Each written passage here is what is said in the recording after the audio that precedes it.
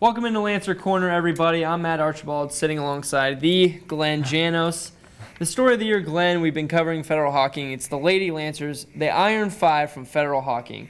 This team, they only suit up 5 players, 4 freshmen and a junior, and the heart is really what sticks out to me. This team, they go out with a positive attitude. They have a smile on their face every game. They try hard. And Coach Dave Crozier, you got to give him, if I could buy an economy-sized box of kudos, I would ship him right to his house because, man, this guy deserves it.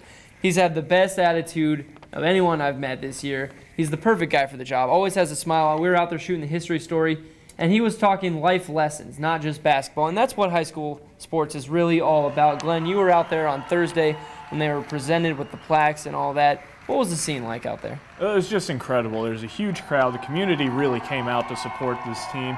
I mean, they know that the results haven't been there, but they just wanted to support the effort that's been put forth this season.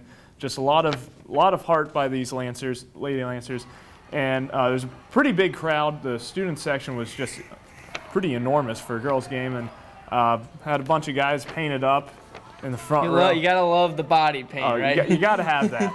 And then during the game, game started to get a little out of hand towards the second, third quarter, but the crowd just stuck with them, supported them. Every shot they made, every rebound they got, they were just really loud, really supportive. Wanted to let the team know they really cared and loved what they were doing. And then after the game, despite the pretty big loss to Trimble, the crowd gave them a standing ovation. The students came out, gave the girls flowers, and it was just a really, really nice moment. I think what that really sticks out to me in my mind is just the family atmosphere and the community element out there in Federal Hocking. Just a tremendous job by everyone, not just the moms that go to the games, the dads that are there, but everyone in the community was out there showing their support for this team.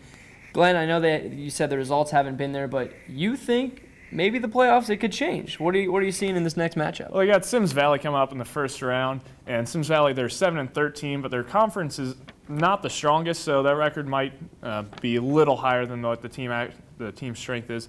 But very similar styles between the two schools. Sims Valley likes to slow it down, which is great for Federal Hocking, considering they don't have a bench. So really preserve the stamina. And just like to slow it down, Sims Valley is also a very young team. They only have 1 senior. Everybody else is freshmen and sophomores. So I think this is a very winnable game for Federal Hocking. Very interesting to see what they do with Cheyenne Singer. That's it for here from the Lancer Corner. Maybe we should have called it Lancer Lane if you ever seen Glenn Janos play basketball. Man loves the paint. For Glenn Janos, I'm Matt Archibald.